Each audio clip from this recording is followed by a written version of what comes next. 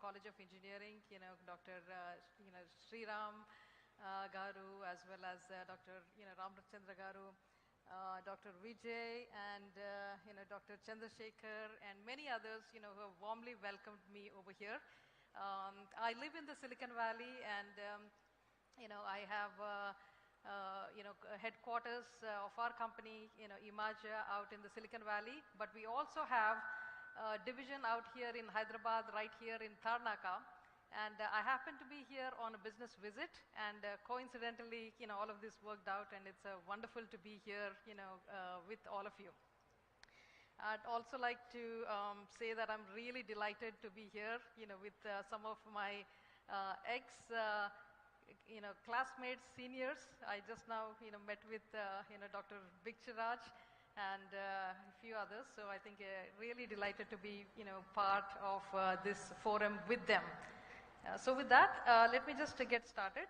Today's topic I'm going to share is on future with generative AI. Now, before I get started, a little bit of, again, introduction about, why this topic is of interest and what brings me over here with this particular topic. Before I dive into that topic, first and foremost, my background. I've been, in the AI space, primarily bringing AI and ML to the finance, systems, in enterprise finance systems. Typically, large companies, when they have their back office systems, which is typically finance systems, accounts receivable, accounts payable. These are very, very complex organizations, and it takes a lot of manpower and a lot of complex processes for them to process their finance back office processes.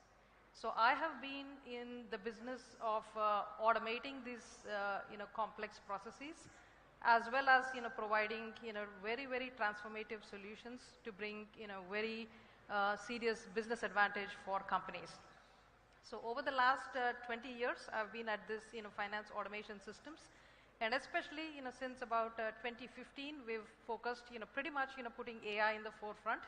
And our claim to fame is, bringing, an integrated, what we call as an autonomous order to cash, platform for enterprises. We bring automation, analytics, and AI to the finance processes.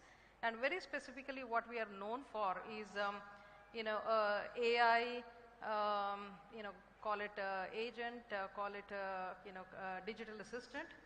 We have trained a particular, AI with finance skills to be able to mimic a finance assistant, to be able to do the activities and tasks that an accounting person or a finance person in an organization will be able to do.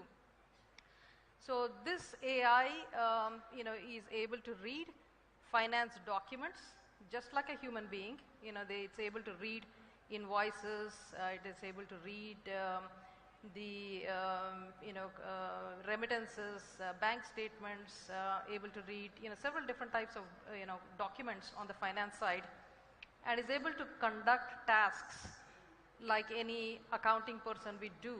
For example, follow up with a customer, send them a reminder letter, or request them for a payment, or grant them certain credit limits, for example. And many other functions, that actually a finance person would typically do within the company. So we have been recognized, for the work that we have been doing in this particular area, and we have won several awards, for bringing AI to the finance field. And today, this particular product again is integrated with multiple, financial systems, multiple banks, and can operate across various different, finance functions. And we have built a lot of, finance functional modules in and around that. Right? So that's what we have done, and its goal is just like a human being, do all of the activities, very fast, and to be able to produce very insightful reports and a very insightful management dashboards, for companies, for the CFOs, to be able to manage their businesses in a very good order, right? So that's what we have been, doing. So a lot of work in terms of natural language processing, conversational AI, deep learning, understanding, how documents are structured, CNN, RNN, and multiple, various technologies, go as a, underlying technologies within our platform. Today, our platform is, processing, over 900 billion in receivables, operating in about 90 countries and in about, 25 different languages.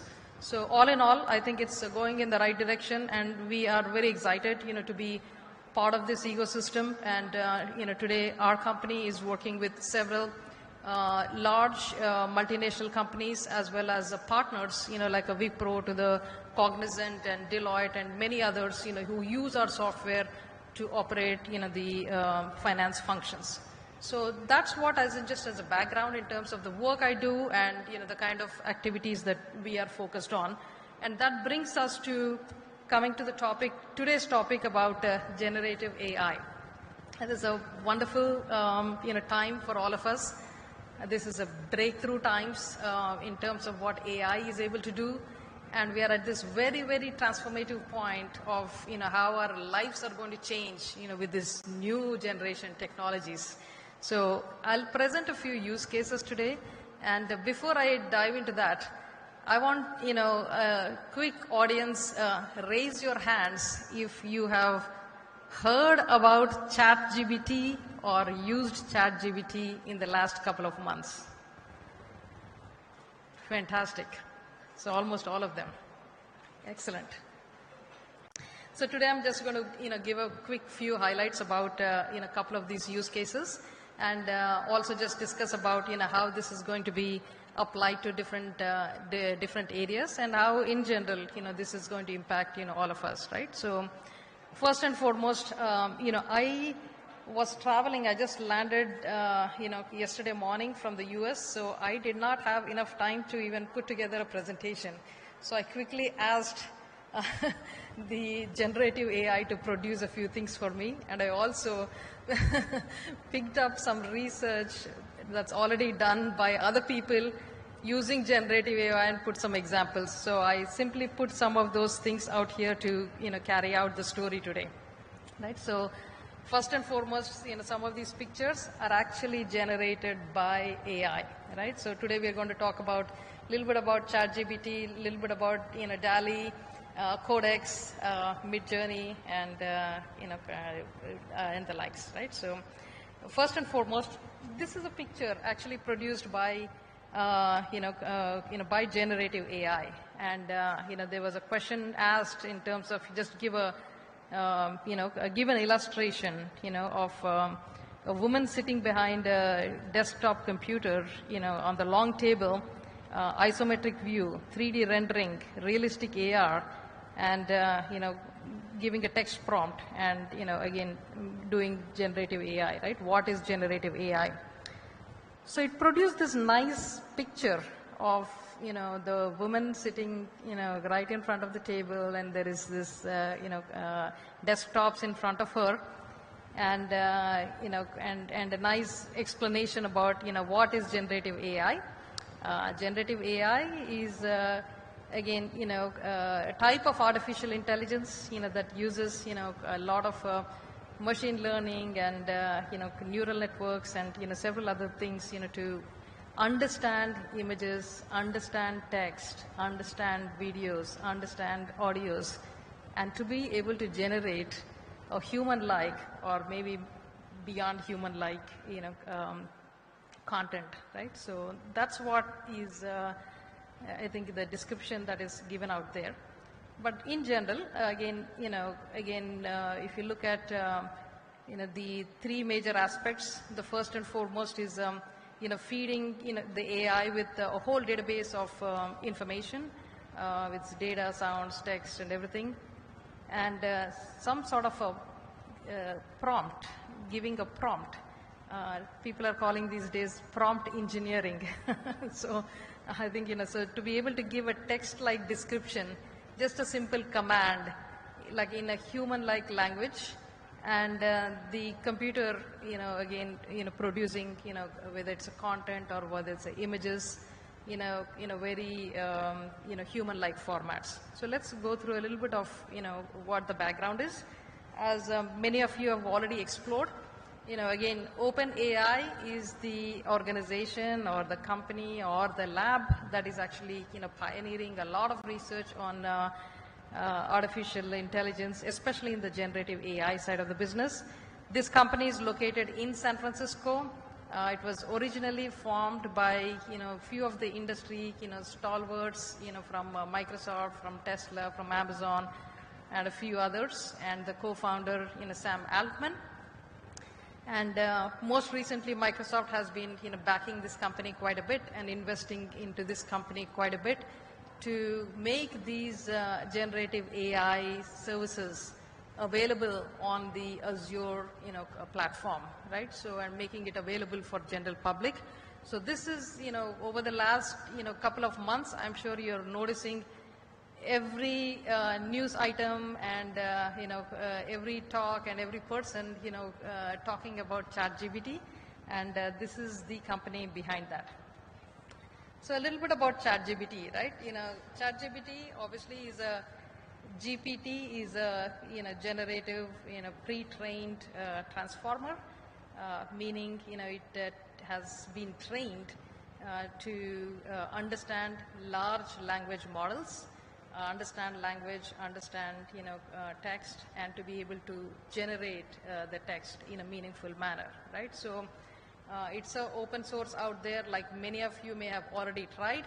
It's an open source out there. You can give the prompts and you can generate the responses based on that, right? So it has been trained with several billions of parameters, and again there are new generations of GPTs coming along, which we'll talk a little bit.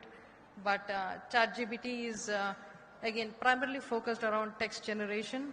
You give a simple prompt, anything in the language that typically what we would speak, and it will generate the output. Now the most interesting thing over here is you can ask ChatGPT to take various different kinds of roles. For example, you can write a prompt of explain something to me. Let's say, for example, I've given this this morning, right? Explain generative AI to a 5-year-old, and it can give you a nice quick summary of explaining in the language that a 5-year-old can understand. Likewise, if you say, hey, explain this for a PhD student, obviously it will go into a lot more deeper, technical and scientific explanation. If you want to make ChatGPT write a blog, you can make, ask a simple, hey, write a blog for, about 100 words, for example, and with so-and-so perspective, and, with so-and-so language style. All of those different ways, you can ask ChatGPT and it will produce that, right? So what is happening, with that, and what are the use cases you can use ChatGPT for, right? So certainly I have seen, quite a bit, a lot of marketing, publishing. That's the first and foremost everyone is picking up. Today, even within our company, when we are producing, information about the products, when we are producing, any sort of a, blog related to a particular topic, all of those generative content, ChatGPT, as well as there are many other solutions, similar to ChatGPT, that are producing, content relevant for, usage in marketing, usage in publishing, and many others. The other very important use case that I'm already seeing, I am on the board of, there is a company called North-South Foundation. They produce, education material for, underprivileged students. So today, ChatGPT can be a teacher. All of the textbooks and the content has all been fed to ChatGPT. So you can ask ChatGPT, be my math tutor, for a, like a 5th grade, student, for example, and you can ask whatever questions related, to the 5th grade mathematics, and it will be able to nicely guide the students, right? So, role is one of the key things, style is another, key parameter, and various different parameters it's able to take. So many different use cases, right? You can use that in education, you can use in healthcare, for example, you can ask it to act like a doctor. You can ask, like for example, as a finance, okay, I want to understand the annual reports, of 𝗬𝗏𝗧, for example, and it can quickly give us quick summary of, what is 𝗬𝗏𝗧's financial performance and what's happening with that, right? So like that, many use cases in various different, industries, and this is where, as students, I think it will be very useful, for you to understand that industry is now going to start consuming, these kind of services in their applications and into their enterprises. And that's where new jobs will be created on how you will be able to utilize some of these services. So I think it's important to understand not only how you are using it and how you can leverage it in various different fields. The next topic I want to talk about is 𝗬𝗨. 𝗬𝗨 is another AI system where it can produce realistic images and art from a description in natural language. So meaning, you can simply ask a nice, hey, I want an image of a cute cat, for example, or I want an image of a cute cat sitting on a sofa. So it's able to understand the text prompts, and it's able to understand the language and able to produce the images associated with that, right? So various use cases on this one. Now people can suddenly become very creative, right? You can now get all sorts of images just with your imagination. Just write the prompt for your imagination, and you will be able to produce, the artwork for that, right? Some simple use cases, obviously with advertisements, publishing, illustrations, corporate visuals, etc. Complex use cases, you can imagine, again, if you want to have, so let's say, for example, you're building a bridge and, you want to give, some, a complex, case study as to, how, a certain bridge may look like in a certain conditions, for example, or automotive designs, or any sort of mechanical designs, etc., right? So the more you're able to, train the model with more and more images and parameters, obviously I think, it definitely applies to different, different use cases. So as a student, you can leverage, some of these APIs that are available and start experimenting how you can use this in fields of, medicine, fields of construction, fields of banking, and other areas, right? And you can start producing that. Third use case I want to cover is Codex. Codex is again, coming from OpenAI, and this is, a program which actually writes code and writes programs, right? So far we've been trained, your computer science department as well as your, EC department, etc. We all learned programming, right? C, C++, Python, and all of that. And guess what? Codex knows all of those languages, right? Codex knows, simple languages to complex languages. And today you can simply prompt Codex, for example, write a HTML page for me with so-and-so headlines and so-and-so buttons and so-and-so descriptions, and it will produce HTML code to create a web page, for example. Or you can simply ask, the other day one of our engineer, he had to develop a program to connect a finance system to Amazon API and transfer invoices from the finance system to Amazon API. So guess what? Instead of writing a program, he simply went and asked Codex, ChatGPT, saying, write a program that can take invoices from XYZ systems, put it in Amazon vendor portal through Amazon API, and boom, it produced the code. Of course, he had to correct the code and just make it more applicable. But there is a draft, at least it produced, and that's a good starting point. So bottom line with all of this is there's a tremendous efficiency that you will start seeing in the world of applications. And this is where I think, the faster you are able to produce, applications, the stronger you are in the business. So this is where a lot of companies will start using some of these applications and, see how they are able to accelerate the coding. Today, Microsoft, is, putting all of this as a co-pilot in the GitHub. So as a programmer, when I write a piece of code, as a co-pilot, AI produces, the code for me, or can produce test cases for me, or do the testing for me. Even when I write a piece of code and I can ask the, Codex or ChatGPT, check the errors in this particular program, it will simply skim through the entire thing and tell, hey, here are the problems, or here is how you need to correct, right? So it has become, again, a tool that programmers can use, and, even marketing, websites can be created, e-commerce sites can be created, a lot of connectivity, between the systems, can be established, through programming, that is produced by Codex. So several use cases are popping up, and I think this is a, sort of a paradise for developers to experiment and, produce, more and more applications. This is a simple example I think I took out of the, OpenAI website. This is basically asking it to generate a program, and it's writing a nice scripted, React component, how to embed, how this component is constructed, and you can simply embed that in the UI of an application, right? So this is a simple example. So it's a very, very, very powerful tool.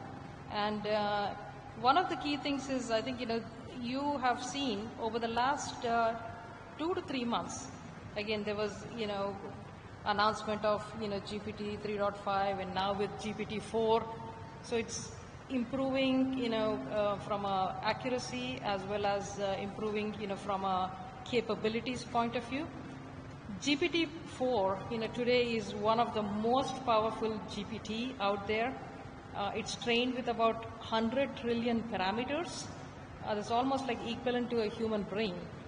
It's taken information from, the entire internet as well as, various different, systems out there, and is trained in a way to, take or answer, questions, summarize questions, able to understand images, understand audio, and able to produce, all of that, right? So GPT-4 again is, one of the most powerful thing out there. There's a lot of talk around how do you use this, and, what are the ethical boundaries, how to use this and how not to use this.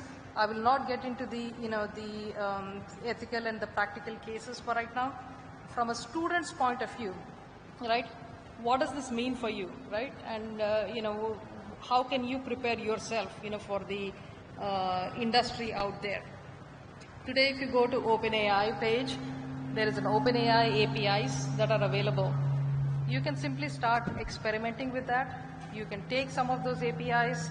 It's all available public domain. They're free, and you can start experimenting with them. You can, build your own chatbots. You can build your image generation, applications, and again, speech to text and several others, right? You can start building simple applications useful to your daily life and embed some of these APIs that are actually producing, that, right? So experiment with that, and, have your, again, teams organized, maybe 2 or 3 of you can, sit together and then, create a small application using, OpenAI APIs, for example. So I'd absolutely recommend, any of you to, go try this and get your hands on. And in fact, this morning I was talking to Professor, Chandrasekhar Garu. So we are actually starting a new cohort with our company Imaja and OU, ECE department. We're starting a new cohort. We're starting about 10 students. We are going to take these 10 students, give generative AI some innovative ideas, for them to use these OpenAI APIs and develop use cases for finance services, for example, for healthcare services and a few other domains. So any of you interested, please contact, Dr. 𝗧𝗧 garu. Thank you. So with that, I don't know how I'm doing with the time here, but again, I think there's a long discussion around, benefits, risks, and threats. A lot of industry stalwarts are talking about how this can also be used in a very negative manner, and again, we'll save that for a different purpose, different time. It's a longer discussion. Obviously, I think with so much power we are giving to AI to be able to think like human, we want AI to think like a good human, not like a bad human, right? So there's a whole set of,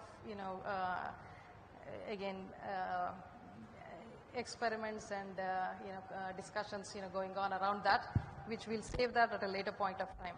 So with that, I will take a pause and take any questions.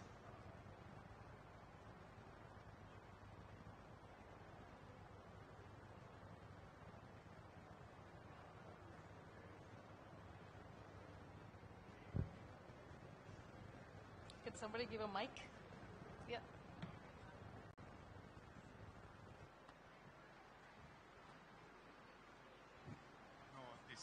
GPT, is it not going to interfere with human creativity? Human creativity. For example, the 𝗧𝗧 whatever it is. If it is drawing pictures, why do you require Van Gogh or Picasso or Salvador Dali himself? We don't require. You simply say draw something, it will draw. So I feel it is going to interfere with human creativity. So again, I think there are mixed views. Again, I'll tell you my view around this. Whether it is DALL-E or whether it is ChatGPT, they are GPTs, meaning they are trained with whatever the inputs that we have given, right? So the inputs of Picasso art has gone there. So today, if I want to ask it to produce this hall with a Picasso kind of art, it understands what is Picasso like, right? So we have not, so there's still value of being a Picasso there, right? So that's where I think, people can still be very creative and add to the content, that is getting produced, but people who cannot be Picassos, right? They can be also imaginative.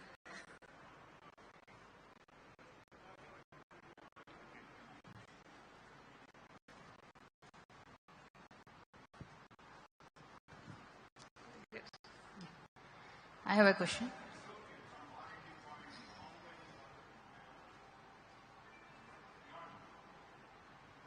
A very good morning. This is a very informative session. However, I'm from computer science and engineering. I would just like to know if there are some applications that your organization is into with computer vision. Computer vision with large language models. Is there any work that's happening in your space? Yes, we are actually working on, again, in the finance domain, there are a lot of different types of documents and a lot of, as I said, today if you look at, the stock market, right, go to Google Finance, for example, right, there are so many reports on different public companies. The companies themselves, do an annual report and a quarterly report and they publish it out there. Also, a lot of news media publish, opinions and blogs around different, companies. So we are actually specifically working on, finance-related GPT to be able to extract, and give a summary, so if I want to invest in a so-and-so company, for example, or if I want to do business with a particular company, for us to be able to simply ask, a GPT question as to, hey, what is the risk looking like over the last 6 months with so-and-so company, it should be able to quickly summarize and, produce that, right? So we are definitely working on that.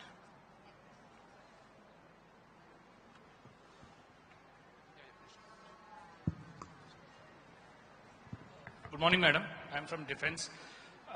There are two questions in perspective of the cyber security and defense by using this ChatGPT and etc. Another thing is this ChatGPT is acting as a robo for a doctor or a teacher. But concerned about the doctor, if I have a disease, so I will ask, so what is the medicine is required for my disease? I don't know what is exactly the disease of what is happening to my body, but I say something. But it may not be correct, but that gives some medicine to me. If I use it, maybe I may die. So how we can ensure that this ChatGPT gives a better life rather than the negative side? Thank you. So I think, today, these systems are in very, very early stages. And even if you look at ChatGPT, it got trained with data until 2020 and anything not, beyond that. And it's a very, very rudimentary, right? Whatever ChatGPT gives. But GPT-4 obviously is promising a little more. But it can, again, in today's conditions, it will not replace a doctor. It will basically give some sort of a summary of certain things. And some of the use cases people are talking about, for example, you have a certain, health reports, right? Where there is a radiology reports or whether you have blood checkup reports.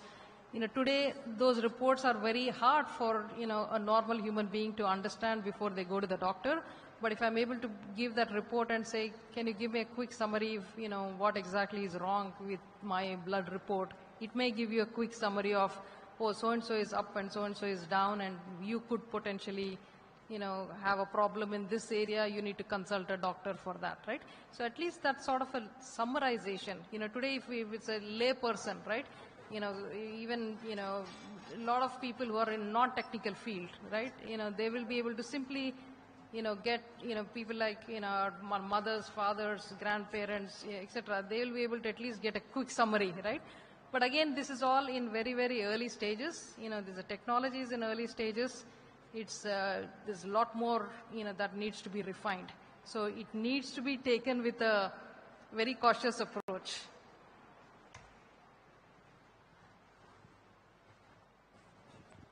Hello, madam. Excuse me.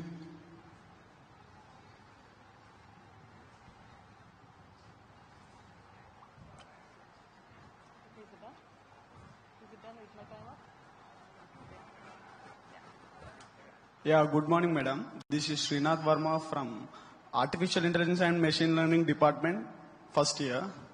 I have a question. Recently, I got a news that ChatGPT, like machine learning models, are consuming 500 ml of water for 20 to 50 questions. They are using the data centers to control that. Then how can't you say that it is a consuming more water and more water pollution, and how you can control that? Okay, so you're talking about the sustainability and the ESG component of it? Yes, ma'am. Okay.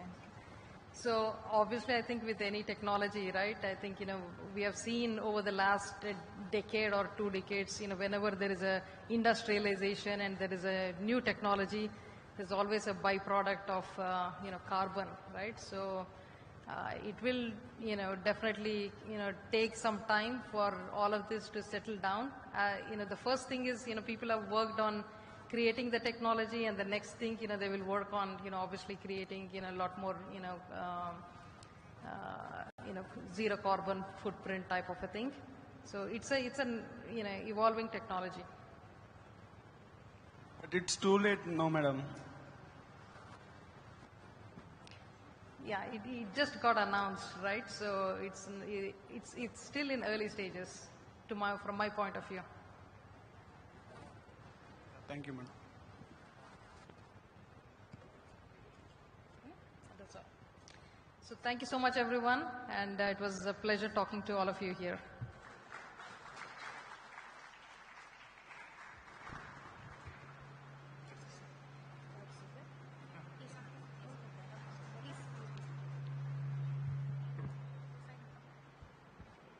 Thank you, ma'am, for enlightening us with your valuable insights. We would definitely add this to our knowledge diaries. Now, as a token of appreciation, we would like to present memento to our esteemed speaker. I now request Professor 𝗧𝗦𝗔𝗧 Sir, Principal, UCEOU, to come onto the dais and present the memento to Engineer Veena ma'am. Please give her a huge round of applause.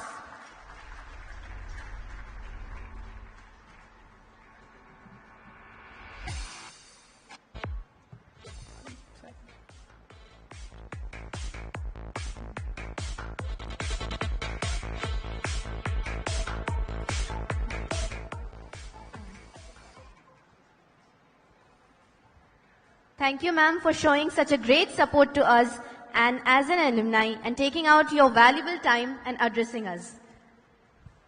Moving on to our next speaker, the most beautiful thing about learning is nobody can take it away from you. And to enhance our learning experience, Dr. 𝗧𝗪𝗧 𝗧 is present amongst us today. I humbly request sir to please come onto the dais. Please give him a huge round of applause.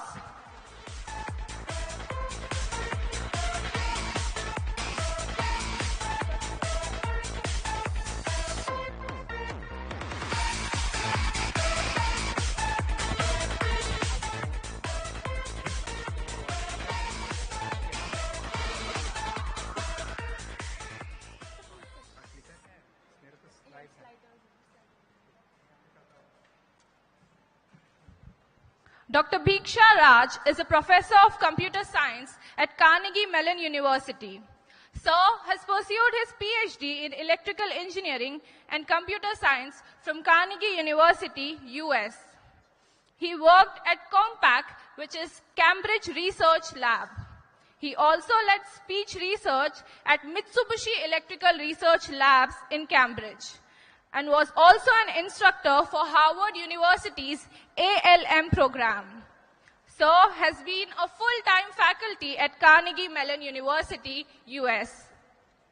Sir holds over 30 patents in different categories, such as first, speech and audio processing; second, privacy and security in speech processing; third, deep learning and artificial intelligence.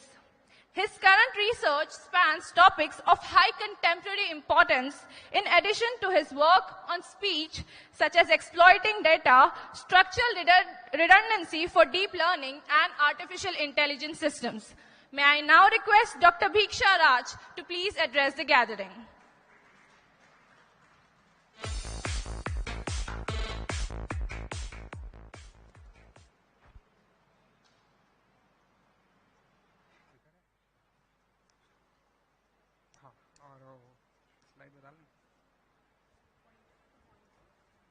How do I change the slides?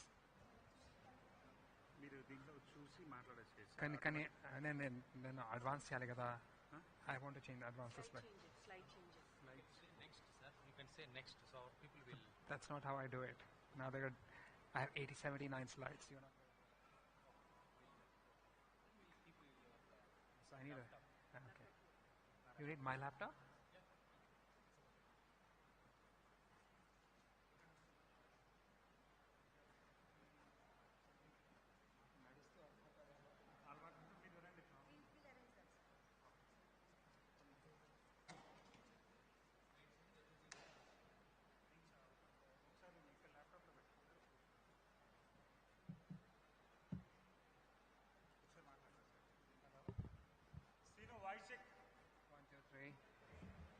ఇది USB-C పా.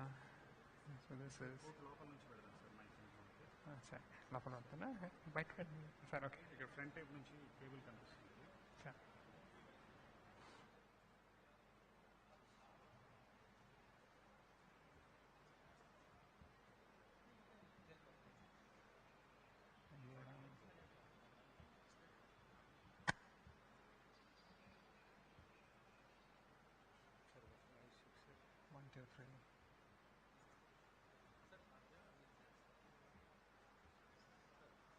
నా కళ్ళజోడు అక్కడ ఉంది చేస్తారా? Google Meet.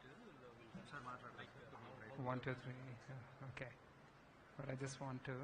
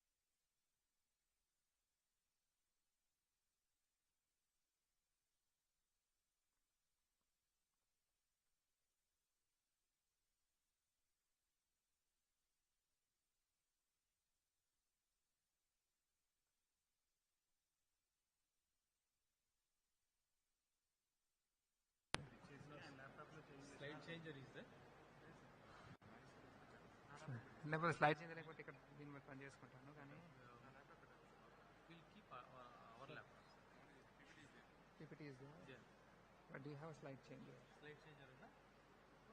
అంటే slide changer పెడితే మనం ఇది చూసుకుంటే అక్కడ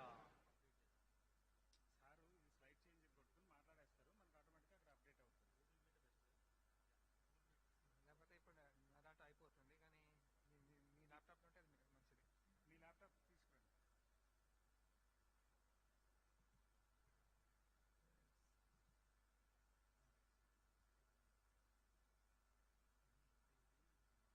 My apologies everybody. Okay me laptop తెచ్చుకోండి. ల్యాప్టాప్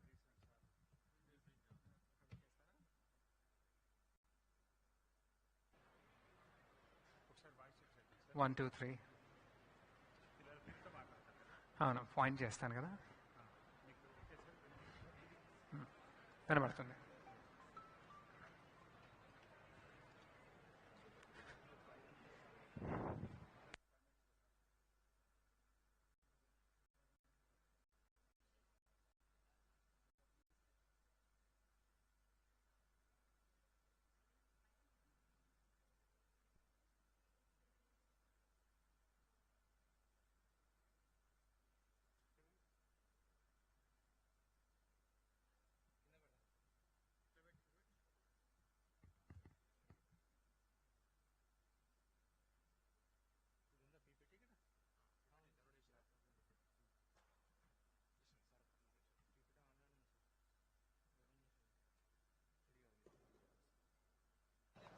చెక్ చెక్ అన్నా చెక్ చెక్ మైక్ ఆఫ్ అయింది చూడు సార్ది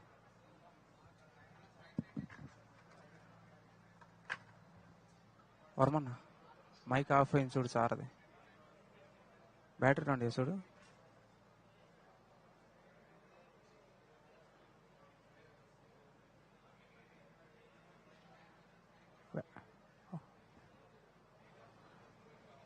ఓకే బ్యాటరీస్ ఉన్నాయా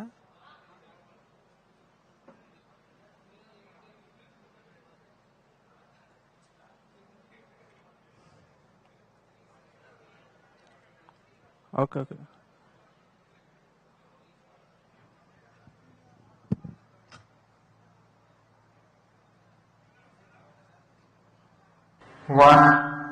సత్యం రావు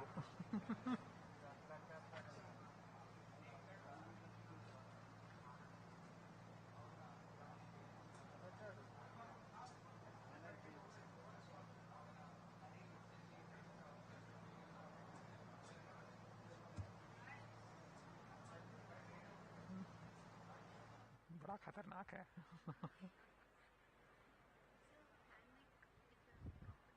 नहीं मैं चलते हुए बात करता हूँ ना आदत है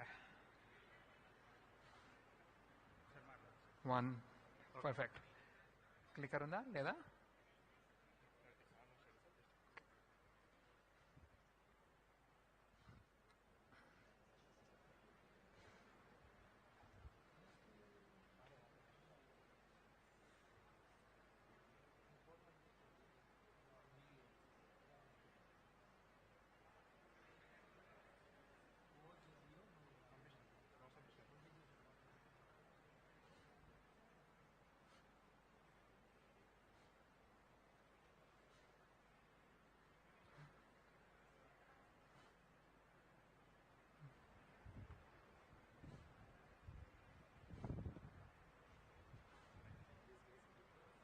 setting it up, you can casually కాదు కాదు నిద్రపోతున్నారు పోనీ అందుకే లేపడానికి నిద్ర లేపడానికి just 2 minutes your college life here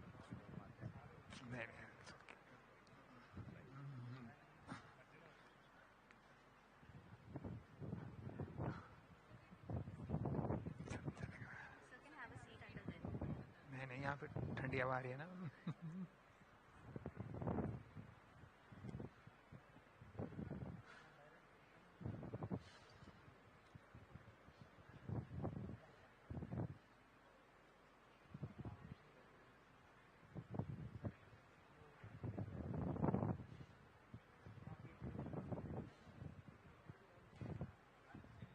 slide रखो, एक स्लाइड चलाने में कितना टाइम लगता है बाबा?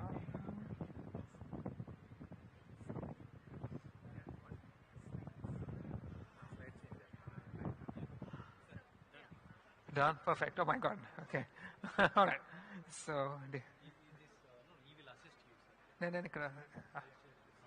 okay, fine. No problem. Sure. Okay, morning everybody. This is too loud. కొంచెం వాల్యూమ్ తగ్గించండి, వాల్యూమ్ తగ్గించండి. దాని కట్టండి, ఆన్ చేసేయండి. పర్ఫెక్ట్. సార్ మీ కంఫర్ట్ చూసుకోండి. ఓకేనా? Can everybody hear me? Okay, perfect. All right, so sorry for the delay, and I'm here to bore you. When I was invited to give this talk, my good friend Vijay told me that I must come here and inspire you, but I must be technical. I have no talent at inspiration, and I'm a professor. I spent most of my life in, I'm a student from ECE, and I spent 4 years sitting next to Vijay playing book cricket. So I'm a solid C student. I've never encountered an A in my life, and so I have no idea how to tell you how to be good students. I wasn't one. So, this is too loud. I'm just going to start. This is going to be a very technical talk. You will fall asleep. Please don't. Now, before I begin, I have to acknowledge a lot of people, many friends, many colleagues, many students, Abelino, Jimenez, Isabel, Jose, Francisco, Manas, Sohail, Paris, Iphehl, many others. This is my usual homage to my friends who have helped me with my work. This is me. If you can't see me, that's what I look like. I'm 𝗳𝗧𝗏. I'm a professor at Carnegie Mellon University in the Language Technologies Institute. I also am affiliated with electrical and computer engineering and the machine learning departments. I also currently have a position at the Mohammed bin Zayed University of AI in Abu Dhabi. My areas of research include speech processing, computer audition, machine learning, AI, and deep learning. So at any point, if you have any questions, which I doubt you will, from the looks on your faces, please go ahead and interrupt me. Now, that's what I looked like in 1993. I really did, not like the previous picture. So I was one of the holdouts. All of my friends went to the US. I was feeling very patriotic, so I decided I was going to stay back. And after a while, I decided, for the same reason that the chicken crossed the road, I decided that I wanted to build a speech recognition system. There were a couple of problems. I didn't know what a speech recognition system was. I didn't have a computer. So the first thing to do was to go and buy a computer. In those days, you went through the purchase section. There were corrupt people. It took several months. But then once you buy a computer, you realize that if you want to work with audio, you need something that captures the audio. So I went around to various companies and managed to bum an audio card. And then this is my claim to fame for the first 15 years of my life. I crashed India's internet. When I got my audio card, I realized that it would not go on the machine that I had. So I had to get a second machine, which I borrowed from a friend. But now these wouldn't talk. This was before Windows. And so we had PC-DOS. I don't know if any of you have ever seen PC-DOS. And so I needed something that I discovered, something called an operating system to run on my big computer so that it could communicate with the small computer. And so I asked around. I found there was something called NetBSD, and my friend Raju Kulkarni happened to be working in BSNL. In those days, there was only one internet connection to all of India. It came to the Videsh Sanchar Nigam Limited in Bombay, and Raju sat at the machine which connected India to the internet. So I asked him to download NetBSD. He downloaded it, made 40 floppies. He gave me the floppies, and then he decided to clean up his machine, so he logged in as root and did /bin/rm/. And after that, for a week afterwards, India had no internet. So that's my claim to fame. I personally destroyed India's internet for a week. And then, so anyway, I installed the operating system, and then I realized that, I don't know anything. I need to find stuff. It's on the internet. I've heard about it. But then my only access to internet is through Raju, and I'm scared to go back to him after what he did the last time. So I have to go to the internet myself. It turned out there was a second internet connection that came to where I was working, 𝗂𝗽𝗋𝗺. And it was sitting there, the wire had come in, they needed a router. It cost 25,000 rupees in those days, which was a lot of money. So they were waiting for a good day, right? And so I thought I'd build myself a router. I went around, got myself any 2,000 cards, a motherboard, a floppy disk controller, patched these together. Then I went to the library, I learned about RFPs, I learned about networking protocols, I built myself a router. Then I connected the institute to the internet. But then connecting wires is not enough. You've got to know what to do with it. So then I learned all about the internet, how to set things up. And after all of that, I realized that I had a machine which could go on the internet, but then I had this other machine which had my audio card. And I had to make them talk. But then now I had the internet. So I went on the internet and searched and found out how to modify my operating system, how to modify my machine, how to connect the two. And finally I had a machine with an audio card, a machine on the internet, and they talked. And then I realized that it's not enough to have an audio card, it has to talk to a telephone system. So I've learned all about telephony. I connected it to the telephone network, and now I had a system end-to-end. And then, mind you, this was all I wanted to do was to build a speech recognition system. And now I was ready. So then I hit the books, learned about it, got my friends to record a bunch of things. I built a system, and we demonstrated it in the Computer Society of India exhibition in 1993. And if I go back and look at this list, I think I was a fool. But when you're young, everything is possible. And so this whole thing took me only 9 months. And so after I demonstrated this in the CSI exhibition, I went back, and several months later, there was a ticket on my table sending me to the US. I never applied. Anyway, in the process, I discovered the internet. And here's what I found about the internet. Initially, of course, the place I was working in, 𝗘𝗍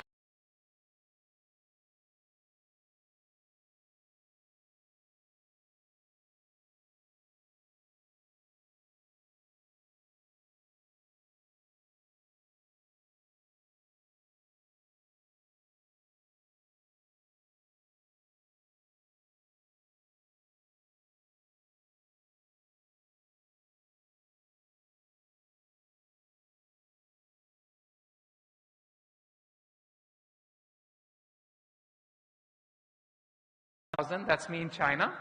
I got my PhD and from Carnegie Mellon. And still more time passed. In 2009, I joined Carnegie Mellon as a faculty. So that's me in 2010.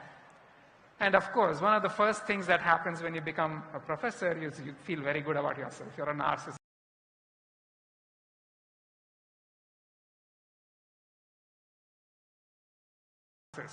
So you go and Google yourself. And I Googled myself. This thing came up. This is 16 years later. That message I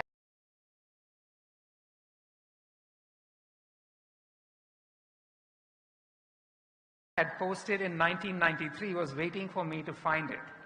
Something very, I didn't expect it. When I posted this in 1993, I had no clue that this bit of text is going to haunt me for the rest of my life. It's going to be there for my grandchildren and my great-grandchildren and everybody else. And this wasn't the only one, right? This was, hi all, I have the following problem, given a Bernoulli sequence of length n where the probability of +1 is p and -1 is 1 minus p, blah, blah, blah. I'm asking this is I think on 𝗧.math. I'm asking a question. And then I say, finally, for those who are curious, yes, this is an assignment problem. Sadly, I am the TA for the course. I don't know how to solve this.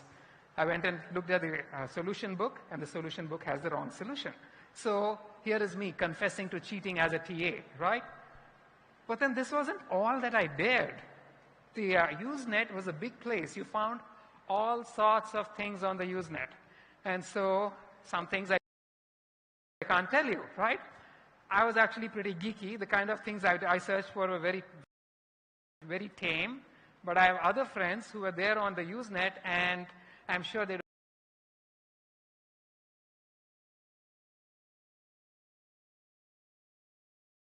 don't want their grandchildren to find out what they were posting on the Usenet. And so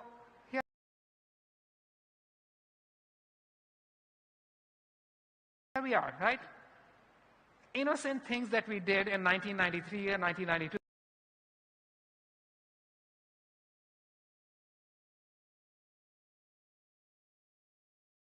When we first found the internet was still lurking there for us 20 years later. Now, here we are again, right? All of you have been using your voice. You use Siri, you use the Android voice app. You make phone calls, you talk to your automated systems. Every time you do it, you're using your voice, and you're doing it with the same kind of naivete that I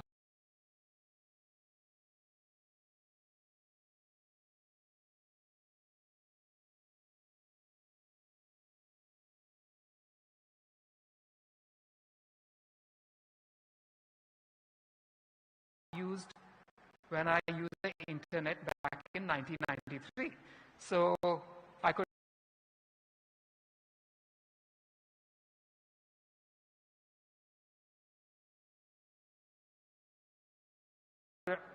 I don't want anybody to know I'm actually going out and searching for RRR, so maybe I go to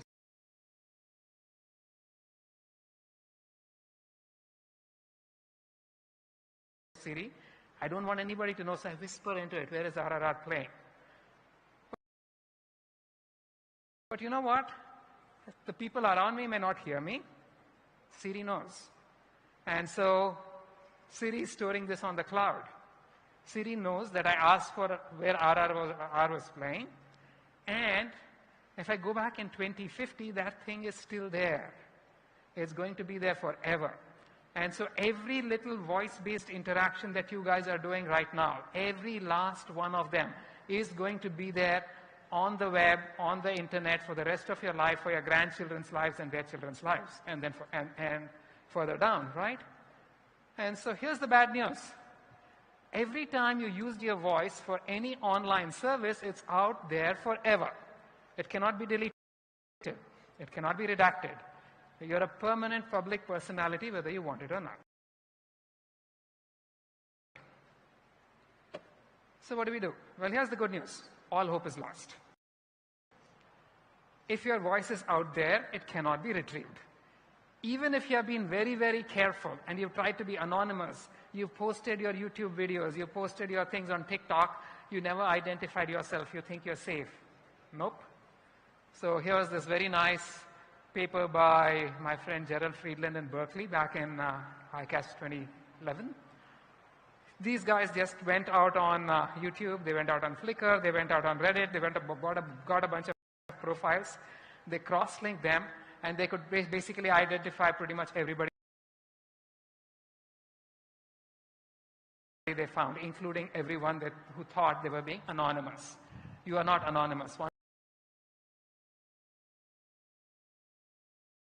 you go out on the web, you're done, right? So, okay, we've given up.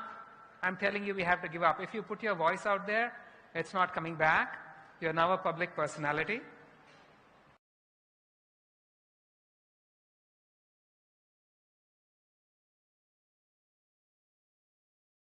There's nothing more to be done. So why am I talking about this as a problem? It's a problem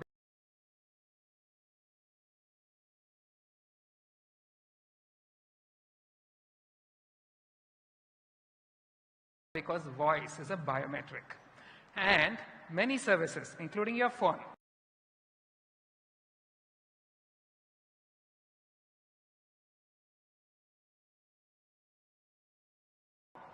they use your voice to authenticate you. Your bank uses your voice to authenticate you. As we get further along, the various national services are going to use your voice to authenticate you. And the problem is, biometrics are permanent. And nothing more demonstrative of why this is a problem than this little episode. This was the German defense minister. She had photographs, regular high-resolution photographs on the government website. Not a picture of her fingerprint, just a picture of herself. And this hacker called 𝗂𝗽𝗀 Whistler downloaded the picture, zoomed in, zoomed in, zoomed in, zoomed in, zoomed in, and finally got a picture of her fingerprint. Then he made a plastic version of her fingerprint, and he could authenticate himself as her using her own fingerprint. And now she has a problem. She can never use her fingerprint again. If she chops her finger off and she grows a new finger, it will have the same fingerprint. If she burns her finger in the fire and gets skin grafts, it will still have the same fingerprint. Her fingerprint is gone forever, right? So the problem with biometrics is that they're permanent. And the same thing with your voice. So what is the situation here? Here's how a biometric system works. The system, whatever it is, the bank, whatever, that poses a challenge. You capture your biometric, your iris, your voice, your fingerprint, whatever else. You send it to the system, it extracts some features. During enrollment, it stores those features. Later, when you're authenticating yourself, you give the same biometric, it extracts the same features, it compares the two, it tells you if it's a match or not, right? Now, your voice is out on the internet. Once you begin using the system, anybody who has access to your voice can pretend to be you, and they can use it. The same thing with your fingerprint, the same thing with your iris. Your biometrics, they are public, and once they are public, you cannot use these systems anymore. And there's the other side of the problem, that agencies can collude. So the fingerprint that you use with your bank is the same as the fingerprint that you use for your passport, is the same as your fingerprint that you might use, for instance, on your biometric ID card. So these three agencies can begin talking to one another, and now they can learn things about you that you had no intention of sharing. Now, this is true of any biometric.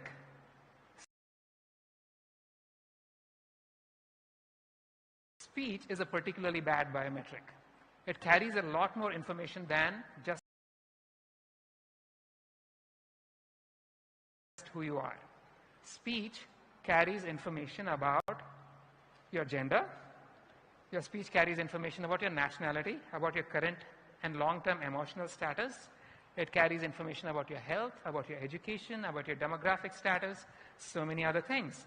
And so, every time you use Siri to access a service, you're giving it a biometric signature of yourself. And you're telling Siri about your gender. You're telling Siri about your nationality. You're telling Siri how healthy you are. And now you can imagine the situation.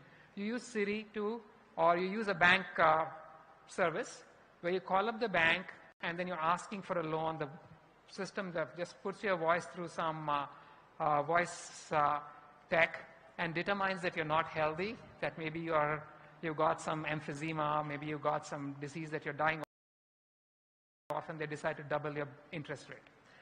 This is not implausible. This actually happens. And so every time you use these services, you're opening up yourself to exploitation. And you do that all the time. And so this is something that the world recognizes. Everybody recognizes it, and every government is out there passing laws trying to protect the consumer. So the European Union has the GDPR, General Data Protection Regulation. Illinois in the USA has the Biometric Information Privacy Act. Texas has the QB law. Washington has House Bill 1493. California has CCPA. All of these are trying to protect your biometric identities. Various other nations, even the International Standards Organization has rulings. So they have standards going back to 1989 about what biometrics are and how you can store these. So given this, given that everybody recognizes the problem, and given that we know that it's a problem, what can we do since we continue to use these systems? We can't protect our voice anymore. We know this, we've given it away. So can we protect it at the server end? The voice is out there. Can I make sure that when the bank stores something, the bank doesn't store my voice? So that way, the idea is that anything that you send out is somehow transformed such that the receiving end cannot know who you are. If I ask you something of this kind and ask you, how do you do this? How do you hide information? you're going to tell me, I'm going to encrypt it. So the first thing that researchers did was to see, can I use encryption in this kind of setup? And so we want an encryption system of this kind. Typically, I use encryption for communication. I encrypt my data, I send it to the recipient decrypts it, and then operates on it. Now, we want a system where I encrypt my data, I send it to the system works on the encrypted data, gets an encrypted result, and sends it back to me, so that the system never saw my voice, system never saw what it was doing, and so my voice is protected, they cannot mess with me. So do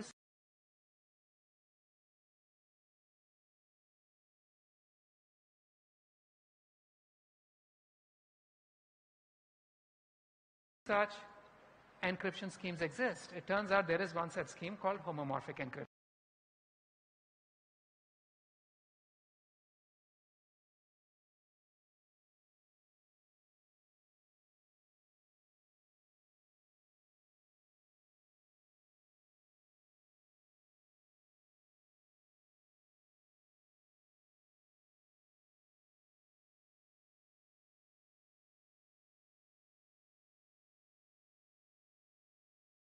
It's a recent invention starting from about 2009. That's what you're depending on.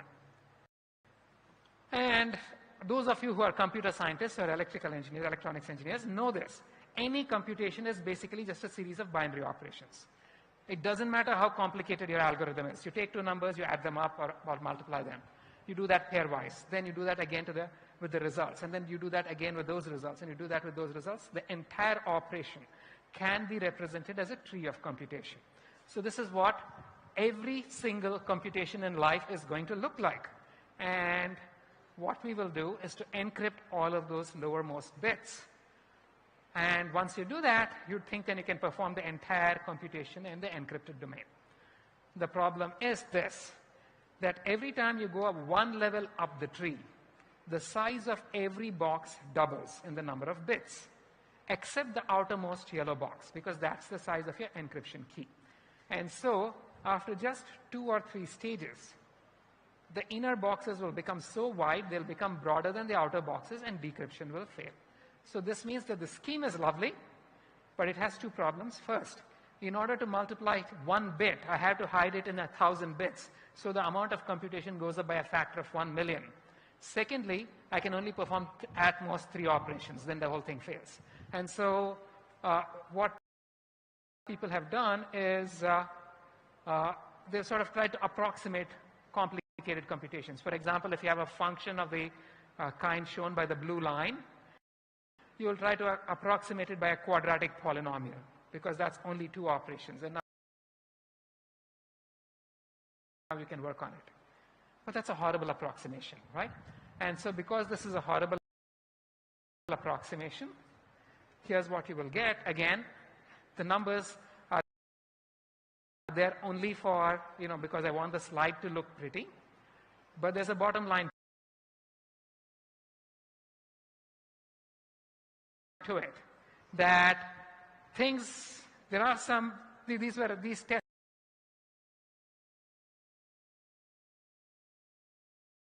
were run on various kinds of tests. These are just 2 arbitrarily chosen experiments. And what we find is that if you work in the encrypted domain,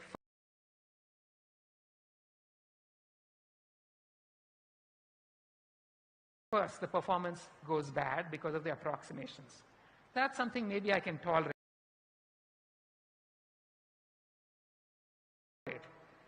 But this was on speech. To process 0.01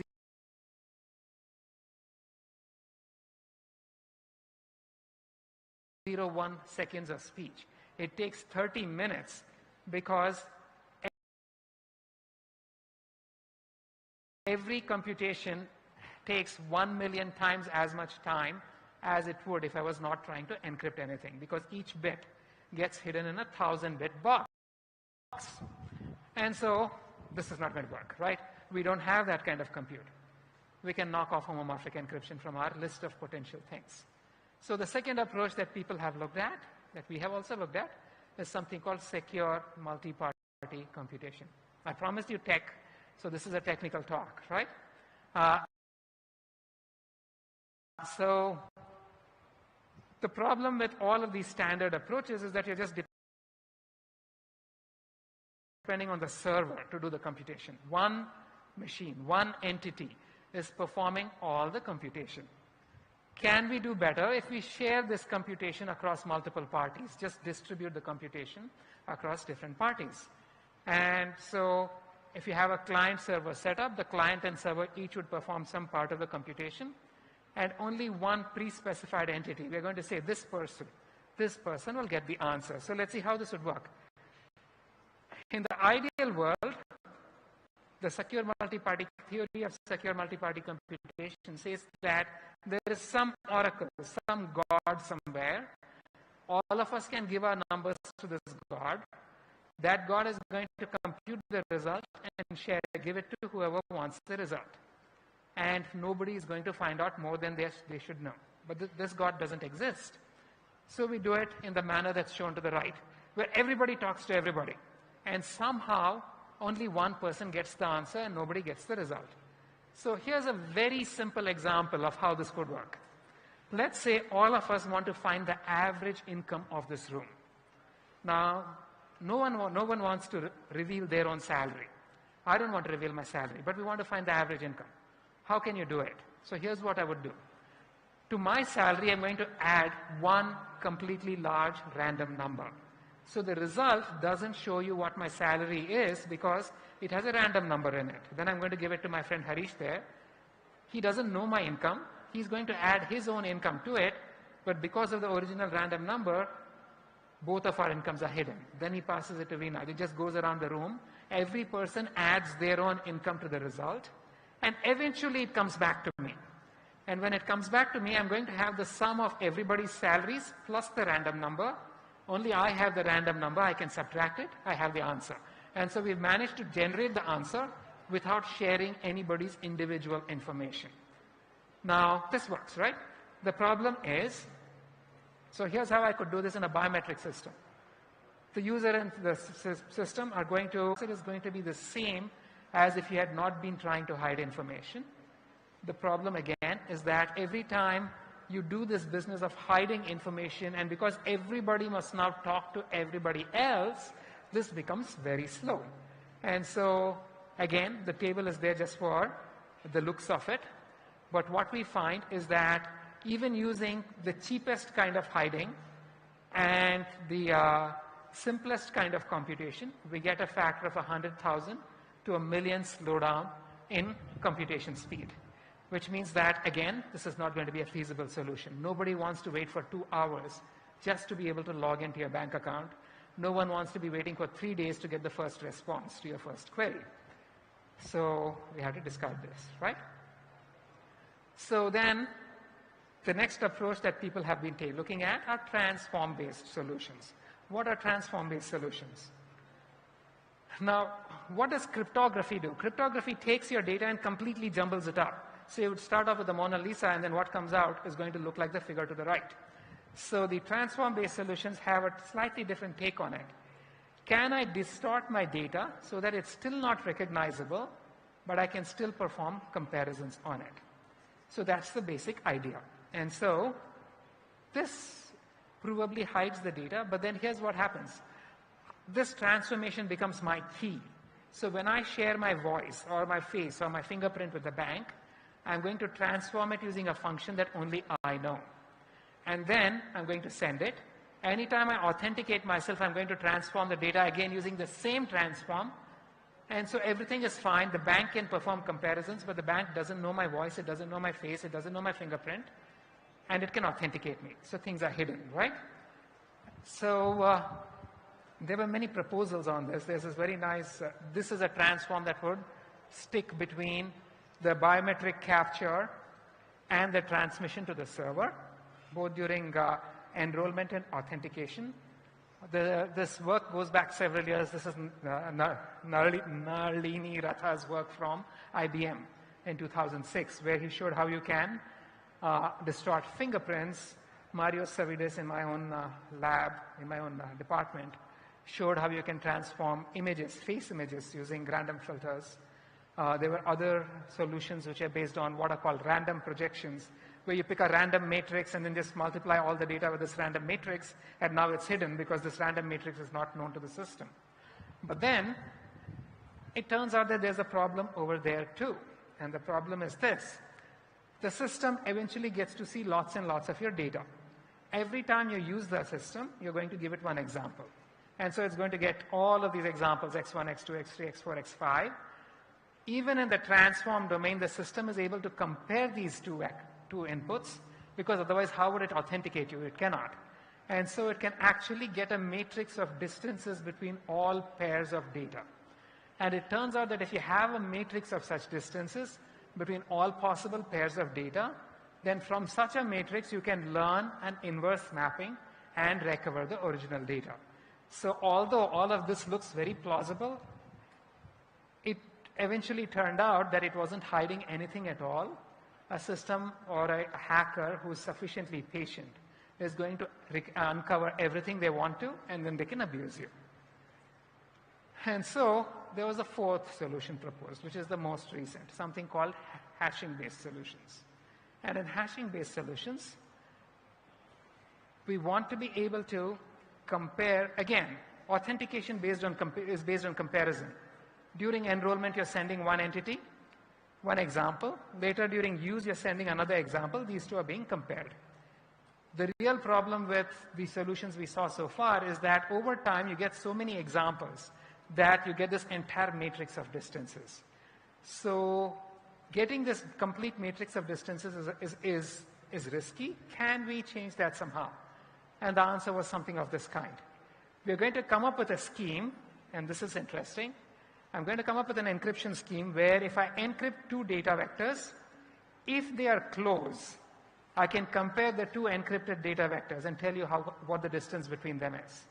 But if they are farther than some distance, like the epsilon shown over here, then I can't tell you how far apart they are. And so in this kind of a situation, even if the system sees lots and lots of examples, for things that are far apart, it learns nothing, so it cannot completely recover the data. And what would such a transform look like? Once again, it turns out that in all of these cases, the mathematics is very simple. It has to be, because I'm not very good at math. Now, how this would work is something along this line. Your data, whatever it is a vector in some space. So assume that I have a two-dimensional data. That dot of mine is going to be a vector. So my encryption scheme is going to pick some random vector, shown by the red arrow, and some random position, shown by the blue arrow. I'm going to stripe the space perpendicular to the vector, which is a very simple projection operation. And I'm going to number the position of the blue arrow as 0. And then I go through the stripes, and every alternate stripe is called 0 or 1. So this is 1. So this means that my dot over here has been assigned the number 1. Then I repeat this with a second vector. And the second vector is going to be another arrow and another bias. And it gives me a different set of stripes. And now, according to the second vector, my blue dot is also in a stripe numbered 1. And so now the blue dot's identity has become 1, 1. As I keep adding more and more of these vectors, my blue dot becomes a sequence of bits which identifies the position of the blue dot. But then here's the beautiful thing. That's my vector. But then the bit patterns repeat. And so within any blue diamond, the bit patterns are unique. And I can look at the bit patterns and tell you how far any two vectors are. But because the big blue diamonds themselves repeat, without if you take two vectors which are in two different blue diamonds, I cannot tell you how far apart they are because the information is lost. Every big blue diamond is exactly the same as every other big blue diamond. And so that actually gives me this very nice property. These are some simulations where you find that if I encrypt my data using this scheme, I can tell you the distance between two data instances if they are below some user control threshold epsilon, and after that you really can't say anything. And so this can be done using various kinds of mechanisms. And here's what we find if we begin using some technique of this kind. Here it basically, the operation is so trivial, so simple, that it adds zero overhead. It doesn't even draw the power on your phone. And it gives you this very nice, you get a small degradation in performance, but the system can still authenticate you without actually being able to recover your data. So this is fine. We finally seem to have some kind of a solution, right? It turns out that even this is not enough because it's very restrictive. You can hide exactly one kind of thing. You can hide your biometric identity in its totality. But for example, if I want a system to say, I want it to be able to authenticate me, but I don't want to know if I'm male or female. In the other system, the system can still figure out things about you, whether you're male, whether you're, Indian, things like that. If you want to hide that, you need additional techniques, and so I won't get into it. But now this is where neural networks come into the picture. There are lots of methods where you can eliminate one kind of information and retain other kinds of information in the network, in the data, and try to hide stuff. It's called the filtering approach. Results in zero degradation of performance, but it's very much work in progress, right? The solution is, no solution is complete. We continue to work on this business of how do I hide data which are now public. These are all just, various approaches that I could be using to hide my voice or a biometric. But the problem is this, every one of you is using your phone. Even now, as I talk, you're being very disrespectful to me and you're looking at your phone. And some of you are talking to it, right? So, by the way, I must tell you, if someone were on my phone in my classroom, I'd throw them out of the classroom. So, that includes you kids, right? Anyways, the solutions, we continue to investigate solutions. Solutions are not perfect. And this is very much a very deep work in progress. We expect to see a lot more work in this, but I don't think there's ever going to be closure in this because every time we find a way of protecting something, people find a way of exposing more.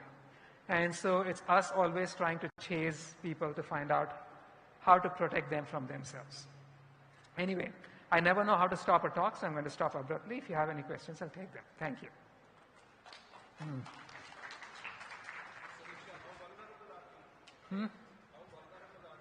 Extremely. So at this point, we are so far down the line that it's not clear that there is an alternative. Every time you use a system, it goes back to Socrates. So back in 400 BC, Socrates was very unhappy with writing. He thought the worst invention in the world was writing, because writing was forcing people to think in a particular way. You were recording things, right? And every time you recorded things, you froze your soul on paper. We know that writing works. So for every bit that we gain, we give up something, and I don't think that's going to change.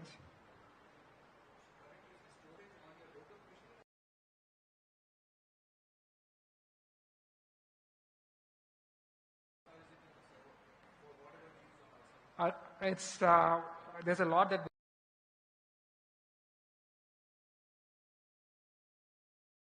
goes on the server. So the biometric, for example, voice or face, a lot of the stuff that's being done is to try to push things onto the edge for this one purpose. That's a very recent thing. But every time you do that, you're going to be using power, and there are lots of situations where that is not going to be sufficient. And so it continues to go out. But it's not just that, right? You're putting these things out there. And so if you leave your phone out there in the market, anybody can pick it up. Your fingerprint may be very secure, but it's not. Your face may be very secure, but it's not. Yes.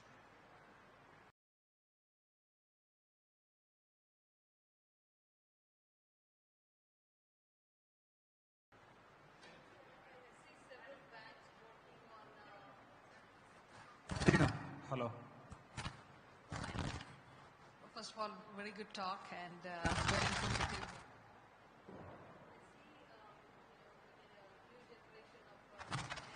Patients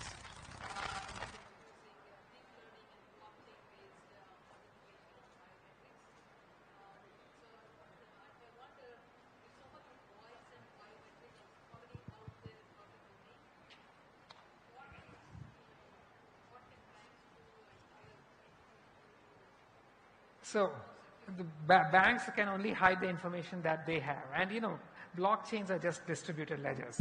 So they're not hiding anything, they're not giving you anything over what banks already have using their crypto schemes, right? These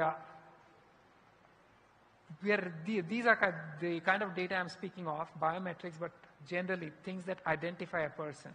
Those are only as secure as the user themselves. And the fact is that they are not secure. Some years ago, 𝗬𝗏 in my lab ran an experiment where he would take pictures of people walking past a camera, volunteers, and by the time they got to the end of the corridor, he would give them their social security number. So it turns out, so here's how you did it. You take a picture, you get a photograph, I can go on Facebook, I can find you. You may be very smart, you may have lied about your birthday on Facebook, but your relatives know your birthday, they're going to wish you on your birthday. I find your birthday, your date of birth, your place of birth, and they're enough to find your social security number. So now you could be walking down some market, completely anonymous in Cairo. You think you're safe. As you pass a shop, some shopkeeper takes a picture of your photograph. When you go back to your hotel room, it won't open. When you try to go to your bank account, you can't log in. And when you call up the government, they find that you find that you're bankrupted. This can happen, right? So, and it's not even fake. We've been dealing very recently with a case where something very similar happened to a British couple who lost 1.5 million pounds. Their entire life savings and their house, which got sold. And we've been trying to find the guys who did it. So this stuff is out there. There's no protection.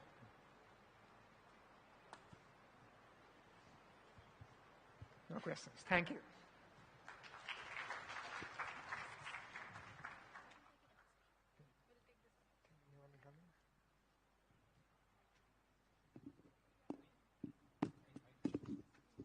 Hello.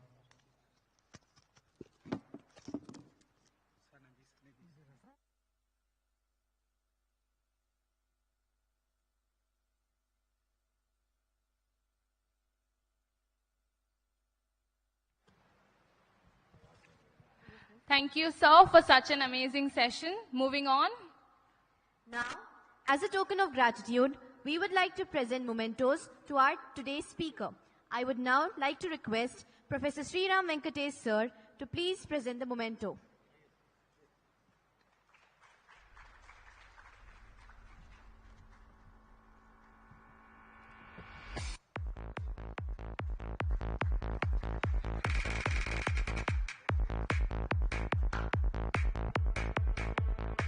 Thank you, sir. As we come to the end of this event, the patience and support of all the people sitting here has proved that we are a melange of people brought together by a common commitment. That is the commitment to excel, commitment to learn something new. We hope that you have gained new insights, made valuable connections, and had an enjoyable experience. We look forward to seeing you and meeting you all tomorrow and in all the future events ahead.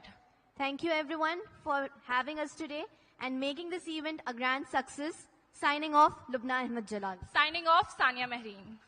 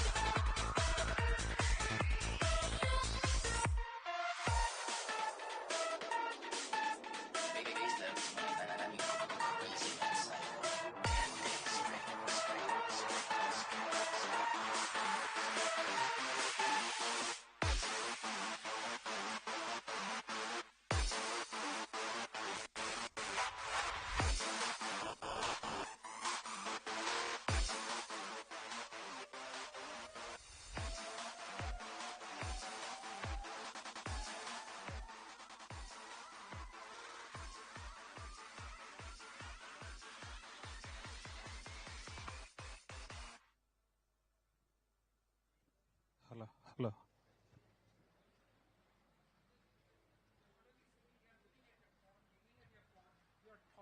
I don't know who.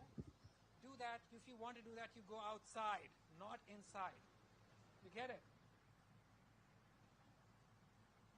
In my classroom, if a student